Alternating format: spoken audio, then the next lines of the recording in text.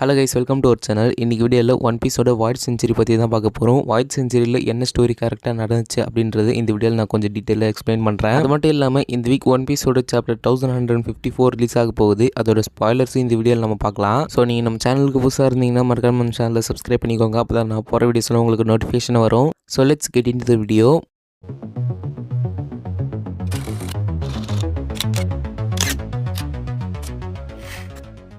Okay, first of all இந்த void century அப்படின்றது one பீஸோட ஒரு கிரேட்டஸ்ட் மிஸ்ட்ரி அப்படின்னு நான் சொல்வேன். அந்த அளவுக்கு ரொம்ப ஒரு மிஸ்ட்ரியான ஸ்டோரி. பார்த்ததுக்கு உள்ளே இருக்கிற கேரக்டர்ஸுமே ரொம்ப மிஸ்ட்ரியாக தான் இருக்காங்க இப்போ வரைக்குமே. அண்ட் அது மட்டும் இல்லாமல் இந்த வாய்ட் செஞ்சுரி தான் ரொம்ப டீப்பஸ்டானவும் அது மட்டும் இல்லாமல் ரொம்ப ஓல்டஸ்டானவும் ஒரு மிஸ்ட்ரியாகவே இருக்கும் ஒன் பீஸில். இந்த வாய்ட் செஞ்சுரி அப்படின்றது ஒரு லாஸ்ட் பீரியட், அதாவது 800 இயர்ஸ்க்கு முன்னாடி நடந்த ஒரு ஹிஸ்ட்ரி தான் வாய்ட் செஞ்சுரி அப்படின்னு சொல்லிட்டு இருக்காங்க. ஓவராலாக ஒரு 100 இயர்ஸ் ஸ்டோரி. அந்த டைமில் நடந்த க்ரூஷியல் ஈவெண்ட்ஸ் தான் இப்போ இருக்கிற கரண்ட் ஒன் பீஸ் வேர்ல்டு ஸ்ட்ரக்சருக்கான ஃபவுண்டேஷன் அப்படின்னு நான் சொல்வேன். பட் இது வரைக்கும் இந்த வாய்ட் செஞ்சுரி பற்றி முழுசாக தெரிஞ்சவங்க யாருமே கிடையாது. அண்ட் எனக்கு தெரிஞ்சு அதை பற்றி ஃபுல்லாக தெரிஞ்சவங்க இவங்க மட்டும்தான் நினைக்கிறேன். அண்ட் அதுவும் இல்லாமல் அவங்க தான் இந்த வேர்ல்டு கவர்மெண்ட்டே ரன் பண்ணுறாங்க. அவங்க கிட்ட அந்த ஹிஸ்ட்ரியை ஹைட் பண்ணுற ஒரு பவர் இருக்கு. அண்ட் அப்படி தான் இந்த ஒரு 100 இயர்ஸ் ஸ்டோரியும் கம்ப்ளீட்டாக வேனிஷ் பண்ணியிருக்காங்க. ஸோ அந்த பீரியடில் நடந்த எல்லா இன்சிடென்ட்ஸுமே பப்ளிக்கு தெரியக்கூடாது அப்படின்னு மறைச்சி வச்சிருக்காங்க. அண்ட் அதை பற்றி யாராவது தெரிஞ்சுக்க நினைச்சாங்கன்னா அவங்கள கிரிமினல் அப்படின்னு கன்சிடர் பண்ணுவாங்க. பட் ஃபர்ஸ்ட் ஆஃப் ஆல் இப்போ வரைக்குமே ஒன் பீஸோட கரண்ட் இயர் நம்பர் நமக்கு தெரியாது. பட் இதை பற்றின ஒரு ப்ரெடிக்ஷன் இருக்கு. என்னன்னா சாப்டர் 1128ல நாமி ஒரு லாக் புக்கை ரீட் பண்ணுவாங்க. அது ஒரு 400 இயர்ஸ் ஓல்டு அப்படின்ற மாதிரி அவங்க சொல்லியிருப்பாங்க. அண்ட் அது மட்டும் இல்லாமல் அந்த புக்கில் 1120 அப்படின்ற மாதிரி மென்ஷன் பண்ணியிருப்பாங்க. அந்த 1120யோட நாமி சொன்ன அந்த 400 இயர்ஸை ப்ளஸ் பண்ணால் 1520 அண்ட் அது கூட 2 இயர் டைம்ஸ்க்கு இப்போ ஆட் பண்ணோம்னா 1522 வரும். ஸோ இதுதான் கரண்ட் இயராக இருக்கலாம் இந்த ஒன் பீஸ் வேர்ல்டில். அண்ட் இதுதான் ஒன் பீஸோட எண்டிங் சாப்டர் நம்பராகவும் இருக்க வாய்ப்பு இருக்கு. ஏன்னா எச்ரோவோட நிறைய நம்பர்ஸில் ப்ளே பண்ணுவார். அண்ட் அது மட்டும் இல்லாமல் ஒரு மாஸ்டர் மைண்டும் கூட. அதனால எந்த ஒரு நம்பரில் ஒன் பீஸை எண்ட் பண்ண வாய்ப்பு இருக்கு. இது ஒரு ப்ரெடிக்ஷன் தான், பட் இது உண்மையாக இருக்கும்னு எனக்கு தோணலை. ஏன்னா இப்போ நம்ம 1150+ சாப்டர்ஸ் கிட்ட வந்துட்டோம். பட் இதுக்கப்புறமும் 400 சாப்டர்ஸ் எதிர்பார்க்க முடியாது. ஏன்னா அது ரொம்ப டைம் எடுத்துக்கும். நியர்லி 8 இயர்ஸாவது ஆகும் அந்த 400 சாப்டர்ஸை கம்ப்ளீட் பண்ண. பட் சொல்லப்பட வேண்டிய ஸ்டோரிஸும் அந்த அளவுக்கு நிறையவே இருக்கு. வெயிட் பண்ணி பார்க்கலாம் எந்த சாப்டர்ல ஒன் பீஸ் எண்ட் ஆகுதுன்னு. எனிவே இப்போ நம்ம அந்த வாய்ட் செஞ்சுரி கண்டென்ட்குள்ளே போகலாம். இப்போதைக்கு இந்த வாய்ட் செஞ்சுரி பற்றி நமக்கு தெரியணும்னா அதை பற்றி ஹிண்ட்ஸ் மட்டும்தான் இருக்குது. அதுவும் தெரிஞ்சுக்க நம்ம அந்த ஃபோனோகிளிஃபை ரீட் பண்ணி ஆகணும். இந்த ஃபோனோகிளிஃப் அப்படின்றது என்னன்னு பார்த்தோம்னா ஒரு பெரிய ஸ்டோனில் ஏன்ஷியன்ட் லாங்குவேஜ் மூலிமா அந்த ஹிஸ்ட்ரியை ஸ்கிரிப்ட் பண்ணுவாங்க. அதை இந்த வேர்ல்டு ஃபுல்லாக ஸ்கேட்டர் பண்ணி வச்சிருக்காங்க. அண்ட் அது பண்ணது நம்ம லில்லி தான். ஸோ இந்த ஒன் பீஸ் கரண்ட் வேர்ல்டில் இந்த ஏன்ஷியன்ட் லாங்குவேஜை ரீட் பண்ணக்கூடிய ஒரே கேரக்டர் யாருன்னா நம்ம ராபின் கேரக்டர் மட்டும்தான். ஆக்சுவலாக இந்த ஒன் பீஸ் பார்த்தோன்னா ட்ரூ ஹிஸ்ட்ரி தெரிஞ்சுக்க ஒரு ஆர்கனைசேஷனே ஒர்க் பண்ணிச்சு. அவங்க தான் ஒஹாரா ஸ்காலர்ஸ். பட் அவங்க ஹிஸ்ட்ரி பற்றி தெரிஞ்சுக்கணும் அப்படின்றதுனால அவங்கள ஃபுல்லாக எரேஸ் பண்ணிட்டாங்க.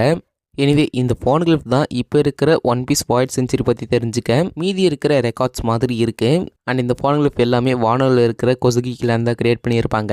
அண்ட் இந்த ஃபோனோகிளிஃபில் 3 டைப் இருக்கு. Historical poneglyph, road poneglyph and apology poneglyph. First இந்த ஹிஸ்டாரிக்கல் ஃபோனோகிளிஃப் மூலியமா நம்மளால ஹிடன் ஹிஸ்ட்ரியை தெரிஞ்சுக்க முடியும். அண்ட் அதுக்கப்புறமா ரோட் ஃபோனோகிளிஃப் மூலியமா ஃபைனல் ஐலாண்டான லாஃப்டேலுக்கான லொகேஷனை தெரிஞ்சுக்க முடியும். அண்ட் அது மூலியமா ஒன் பீஸ் ட்ரெஷரையும் நம்மளால அன்லாக் பண்ணிக்க முடியும். தென் லாஸ்டா அப்பாலஜி ஃபோனோகிளிஃப். இந்த ஒரு ஃபோனோகிளிஃப் எதனா ஒரு மெசேஜ் அப்படி இல்லைன்னா ஒரு அப்பாலஜி லெட்டர் இருக்கும்.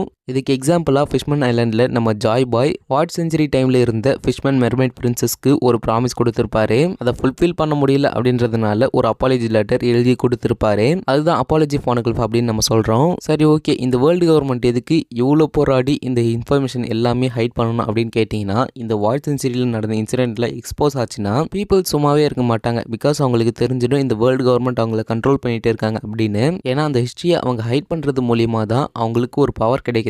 சூப்பர் பவர்ஸ் சொல்லல, ஒரு அதிகாரம் அவங்களுக்கு கிடைக்குது. இப்போ இருக்கிற கரண்ட் வேர்ல்டு கவர்மெண்ட் ஒரு 20 பவர்ஃபுல் கிங்டம் உடைய அலைன்ஸ் மூலியமாக தான் ஃபார்ம் ஆச்சு. அதுவும் இந்த வாய்ட் செஞ்சுரி எண்டானதுக்கு அப்புறமா தான் இது ஃபார்ம் ஆகியிருக்கு. அண்ட் அந்த 20 கிங்டம்ஸ் ரூல் பண்ண அந்த ஃபேமிலிஸ் தான் இப்போ செலஸ்டியல் டிராகன்ஸாக இருக்காங்க. அண்ட் அவங்க பர்டிகுலராக மேரிஜோவில், அதாவது அந்த ரெட் லைன் டாப்பில் வாழ்றதுக்கான ஒரு ரீசனும் இருக்குது. அதை நான் லாஸ்ட்டில் சொல்கிறேன். இப்போ இந்த வாய்ட் செஞ்சுரியில் நடந்த ஒரு மேஜர் அவுட்லைன் ஸ்டோரியை மட்டும் நான் சொல்லிடுறேன். அண்ட் அந்த மேஜர் அவுட்லைன் அவுட்லைன் ஸ்டோரி தான் இப்போ வரைக்குமே கரண்ட்டாக ரிவீல் பண்ண ஒரு ஸ்டோரியும் கூட. இப்போ இந்த ஒன் பீஸ் வாய்ட் செஞ்சுரி அப்படின்றது இப்போ இருக்கிற கரண்ட் டைம்லைனில் இருந்து 900 இயர்ஸ்க்கு முன்னாடி நடந்துச்சு. தென் 800 இயர்ஸ்க்கு முன்னாடி முடிஞ்சிருக்கு.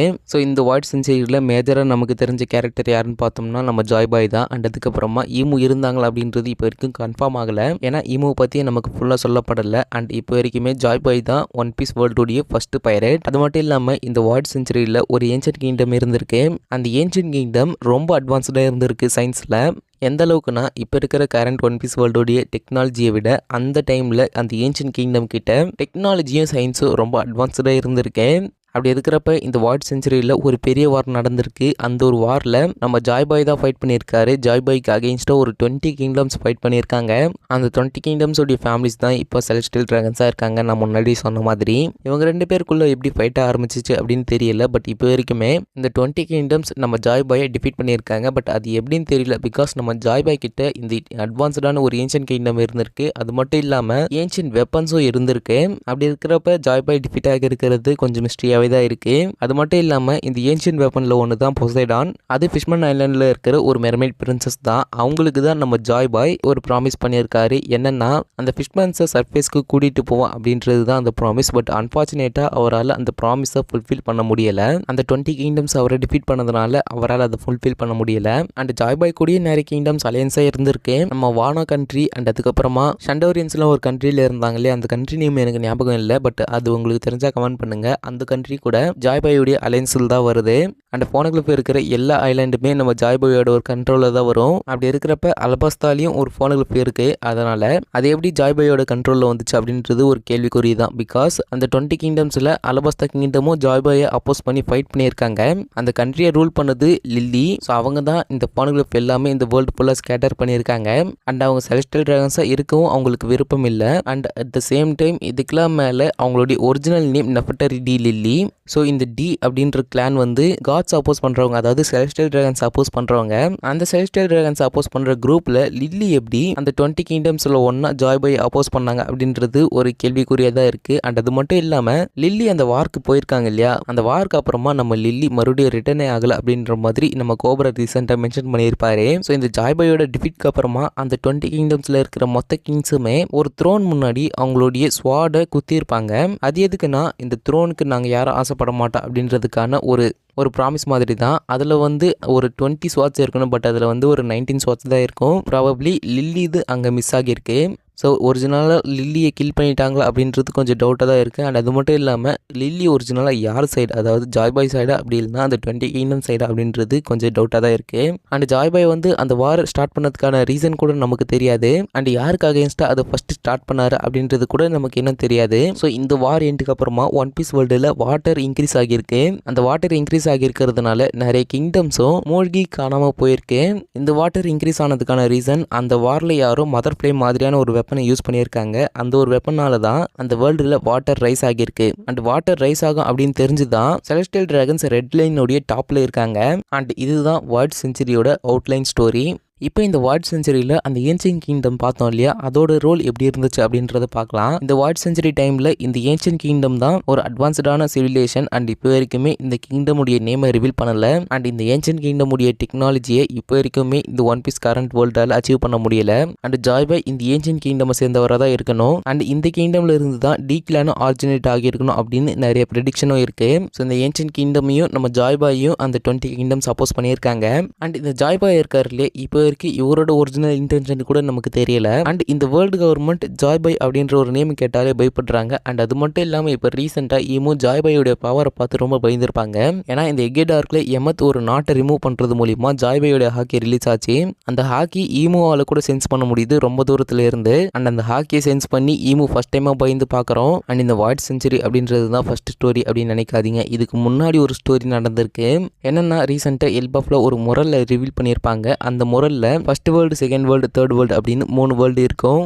அதில் செகண்ட் வேர்ல்டு தான் வாய்ட் செஞ்சுரி அண்ட் தேர்ட் வேர்ல்டு தான் இப்போ இருக்கிற கரண்ட் டைம் லைன். அப்படி இருக்கிறப்ப அந்த ஃபர்ஸ்ட் வேர்ல்டை பற்றி நமக்கு இன்னும் தெரியாது. ஸோ அதோட ஸ்டோரி அப்படின்றது வாய்ட் செஞ்சுரிக்கு ஈக்குவலான ஒரு ஸ்டோரி தான். பட் அது கூட இப்போ வரைக்கும் நமக்கு தெரியாது. அதை பற்றி நமக்கு வாய்ட் செஞ்சுரியோட மேஜர் அவுட்லைன் தெரிஞ்ச அளவுக்கு கூட நமக்கு அதை பற்றி தெரியாது. அந்த அளவுக்கு அதுவுமே ரொம்ப மிஸ்ட்ரியாக இருக்கு. அண்ட் வாய்ட் செஞ்சுரி பற்றி எல்லாத்தையும் ரிவீல் பண்ணியிருக்கேன்னு நினைக்கிறேன். மேஜராக ஏதாவது மிஸ்டேக் பண்ணியிருந்தேன்னா அப்படி இல்லைனா ஏதாவது மிஸ் பண்ணியிருந்தேன்னா கமெண்ட் பண்ணுங்கள். அண்ட் கரெக்டாக எக்ஸ்பிளைன் பண்ணியிருக்கேன்னா அப்படின்னு கூட கமெண்ட் பண்ணுங்கள். அண்ட் அவள் தான் இந்த வீடியோ கண்டிப்பாக பிடிச்சிருக்குன்னு நினைக்கிறேன். பிடிச்சிருந்தா ஒரு லைக் பண்ணிவிடுங்க. அண்ட் இந்த மாதிரி நிறைய வீடியோஸ்க்கு நம்ம சேனலை சப்ஸ்கிரைப் பண்ணிக்கோங்க. இன்னொரு வீடியோவில் வந்து மீட் பண்ணுறேன். until then stay tuned.